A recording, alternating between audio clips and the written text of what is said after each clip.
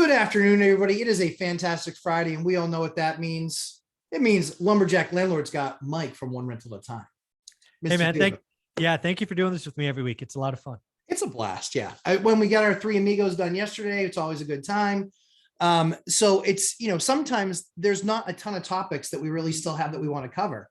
Today's a little bit different. We could actually cover any number of 7 or 8 things, but the one that I wanted to cover first, really, that I think is really critical, is that very often on your channel, my channel, notes that we get, Instagram posts, Facebook notes, in the three amigos of FI, or in One Rental at a Time if they're lucky enough and smart enough to be part of the course. I think one of the interesting things that I see consistently posted, more outside, more the general groups, is you guys better get ready for a crash, and a crash is going to completely wipe you out. Your properties are going down 50%. Yeah, I see that probably a dozen times a week, and At least that might be the nicest way they put it. Right. There are some people that are so harsh, so poisonous, venomous, whatever the word is. Venomous. Yep. There you go. 9th grade dropout with the fancy vocabulary. That they, it's almost like they're rooting for it, and they're rooting for it. They're really, frankly, I feel sorry for them. Yeah. To take, I don't know, 2 minutes out of your life. And sometimes these comments are like paragraphs, right? Yeah. Long, crazy. Yeah. 5 minutes, 10 minutes out of your life just to shit all over someone else. I mean, if that's what has to make you feel better, I feel sorry for you. And I usually will comment with something like thank you or interesting. If you get really nasty with me, I'll just block you because I don't need that in my life. But yeah, I get it a dozen times a week. And, for someone to make that comment just shows how unintelligent they are. First off, I wrote a book about my story, talking about how I rode the wave up, how I exited at the top. This is not some monkey here talking to you that's only been doing this 5 years when it was the best time to do this. Right. I've got 20 some odd years. I survived the run up. I got out of the way. I capitalized like no one else during the downturn, and I keep buying on the way up. And I told you everybody to refi and get dry powder ready when you could do it in the 3s. So I have a really good track record of dancing through raindrops. And to say, it's just, I just feel bad for them. They don't want to do the work. They're broken. They're living in their mom's basement. I don't know. I feel bad for them more often than not. Let's just say something right now. I've lived through, invested in, survived, and thrived in my market that fell 75%. Didn't lose a thing. In fact, my portfolio tripled. I could do 10 or 20x that if my market falls 75%. So let me just say right now, if my voice carries any weight in the world of real estate in Fresno, California, I want you to fall 75%. I will not lose a single property. Everything has 30-year fixed rate debt. None of my loans get called because my net worth falls. I don't give a rat's ass what my net worth is. I really don't. I don't fill it out. I don't know it. It's a made up fictitious number, which a lot of people have that are going to get busted because their net worth is nothing. I live on cash flow, people. Yeah. Cash flow. Guess what happens when mom and dad, if I lose 75% of my portfolio, you know how many people are getting kicked out of their homes and would rather live in a rental than live in their car? I win. It's okay. And I'll buy stuff at a discount. And I have a reputation. I borrowed $3 million last time off my name. I could borrow 30, 40, $50 million off my name this time. Yeah. I'll be just fine. Thank you very much. So, let the market crash. I just don't think it will. But hey, if my voice helps, crash. Please. I mean, Jesus, these people. And again, I feel sorry for them. So that's the nice version of that. Yeah, I was pretty rude. I was trying to be nice. I mean, at the end of the day, if people want to, if people want me to, go surgical on them and show them the error of their ways, I never am so arrogant as to believe that somebody with 20 years experience doing something could be completely off base unless they start with a completely different set core of beliefs of what's actually occurring. And so when I look at it, I think that people are making this far more emotional, and it really is a math problem.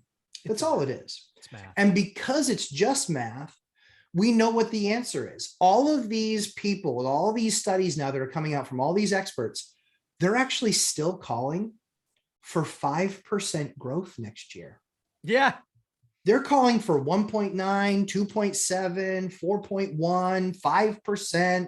They're still calling for growth next year. I think the worst case scenario is that we start to see prices fall off of where they are. And I think that correction could be 10 to 20. Sure. I think that it is rate based largely. Sure. And it will be, do we get another dip this next GDP for Q2? Is that negative? And then technically we're in recession. No, there's no technically. If Q2 is a negative number, which again, I don't think it will be. I think there was there's just how that number is calculated. There's a couple of variables that just went the wrong way. Agreed. But yeah, if it is negative, there's no technical recession. It is a recession. I mean, that is the definition. So let's clean that up. I think a recession is coming. I actually think a deep, dark recession is coming. I think the world is in for stagflation. Europe, in my opinion, this is how it's going to go down. Europe will hit a recession first. US second, Asia third. I think the world's going to hit a recession. Yep, I agree with that, because I think that Asia, largely China, has a lot more dry powder to play with. based on currency manipulation, largely. Yeah, of course. Yeah. And so, I think again, just staying on point with folks that think that we're going to somehow go out of business because our properties are worth half as much. They're not. That's not how the math works. It's not how it works. Yeah. We have 30-year fixed rate debt, no matter what. It can be half the price. It can double in price. It can be a third the price. It doesn't matter which direction it goes. The fact is, it's 30-year fixed rate debt, regardless of the value on the property. And the only thing that people care about when it comes to rentals is not being homeless and having a place to live. And all of us landlords have to have a business that creates cash flow, but margin. Otherwise, banks wouldn't lend to us again. This is a requirement of the bank in getting the next set of loans. They have to look at your existing book of business and say, do you make money? Are you ready for a storm? Banks don't have to withstand near the scrutiny that an investor does. Think about that, right? The bank is not held to nearly the level of scrutiny that the investor is, because there's no multiple that we get on our money, 10x or 5x, lending out money based on depositors.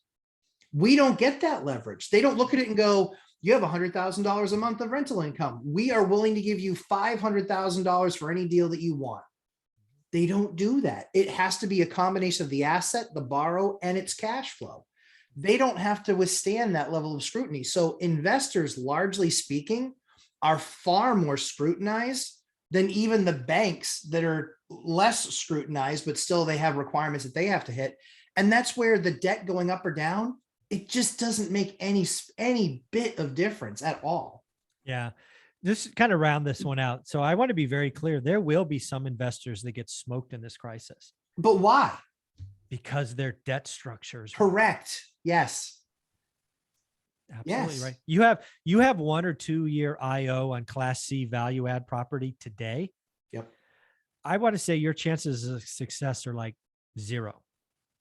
You're refi. That debt is what blows people up. Why did Dave Ramsey go bust? Debt structure. That's Why did the Great Recession happen? Debt structure. It's not the asset. Real estate works. It's the underlying asset. And if you write bad loans and then you write lots of bad loans, which 2 and 28s are the classic example, but now people are doing 1 and 2 year IO on value add. Same problem, just a different asset type. I don't play there. Why did I survive the last crisis? Because I was not doing any of those loans. I realized that Norris Drive would no longer cash flow, so I 1031. Ferris didn't cash flow, I 1031. I only use 30-year fixed rate debt. And that means I don't grow sometimes as fast as I could. There's a lot of people doing BRRR projects today with hard money. Bust. There are lots of investors who are going to go bust. You don't go bust with 30-year fixed rate debt that cash flows day one. It doesn't happen. And slow and steady growth. Yeah. This is I'll grow fast, but the market's going to be cheap. But always slowly growing my portfolio. Yes. so if you guys have questions, if you have comments, if you disagree with what Mike and I have to say, love to hear it. I won't delete you. I want to see what you have to say, but you need to bring more than feelings or some video from somebody who's not an investor that doesn't understand how this stuff works. 30-year fixed rate debt's where it's at. Landlords are pretty smart people. If the bank sees that the market's starting to shift, they lend less to those landlords, but landlords are pretty smart people. And they say the bank is going to understand that I'm going to lower the rent rate on something. If for some reason that's the, because we get to 20% unemployment, the bank's not stupid. They're going to say, hey, we expect the landlords to be feeling some pressure, investors to be feeling pressure. We recognize that you guys are going to be good landlords and go through your portfolio and figure out where you need to make rental adjustments based on the struggles that are going to come in the economy. Yeah. I mean, let's just play this out, right? You go to 20% unemployment. I'm going to be fine. It ain't going to matter. But there will be plenty of one-time landlords who bought one building or that building. And I say this as someone who bought these before. Sure. I had a bank president reach out to me when I bought the building next door and I started turning it around. He found me, he found my LLC, then found me. And he reached out and he said, do you want my building? I'm like, what building? The one next door. I mean, that, pile of junk. Yeah, that one. Well, I'm up for a project. What do you got? He gave me the loan 100% down. The only thing I had to do was open an account at his bank and escrow half the repair money. Fine. I was going to use it anyway. Whatever. Exactly. Yeah. So I will buy lots of buildings and stuff because I've done it before. I have a track record. I don't let that. Let me be very clear. I will not do a deal where I have to get a risky debt structure to make it work. Correct. I don't hold hand grenades. I don't hold dynamite. Nope. Sorry, not me. Would you do, and this is completely putting you on the spot, would you do a deal right now on a commercial building that didn't have fixed rate debt? Let's say it was 5 to 20 units. Yeah. Okay. Would you do a deal? Because we know that you've got, great options like Steve Dow from Velocity and the folks over there at Convoy. Would you do a 5 to 20 unit deal with a conventional bank now where it's not 30 or 40-year fixed rate debt? Not a chance in hell. Interesting. No, I mean, you're going to sell me something at 50% off. Sure. But let's just realize what you asked. Because again, I look at this stuff every day. Sure. In my market today, commercial properties are still priced nosebleed. Right. So you would be asking me to buy at the peak with a debt structure that I hate. So the answer is hell no. Right. If you want to give me 50% off this because of some unicorn reason, sure. Right. I mean, at some point the margin of safety is fine. But no, I mean, in reality, no, there's not a single commercial property that made sense that I would touch today. Yeah. With 5-year fixed rate money, not a single one. And again, I believe rates might go down in 5 years, but I'm not making that bet. You kidding me? One bad deal could set a series of dominoes that hurt forever. Not going to happen. Yeah. I actually was lucky enough to be offered something that had a -1 cap rate. Negative cap rate. Nice. Negative cap rate. I was like, so should I just write you a check every month and just not buy the property? Like, why? Yeah. This is the deal that doesn't make sense. So Mike, thanks for taking us through it. Like I said, wanted to talk about this because this is something we get asked often. I actually don't think I get asked. I think I get yelled at. You're going to go bust. You're stupid. You suck. Like, really? Yeah. Go watch somebody else's channel.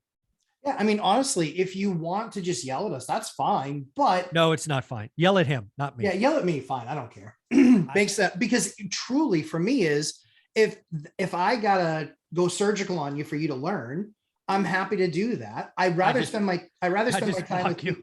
Yeah. I just rather spend my time with people that are legitimately asking the question. I think that 1 out of 100 people are legitimately asking the question, how do you not go bust? Okay. Hey, cool. Let's have that conversation. But often it's, you're going to go bust. You don't know what you're doing. And you're telling a bunch of people wrong things.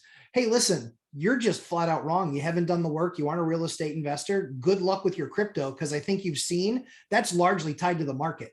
So good luck with your crypto, because that has shown no divergence when it comes to inflation. Negative correlation.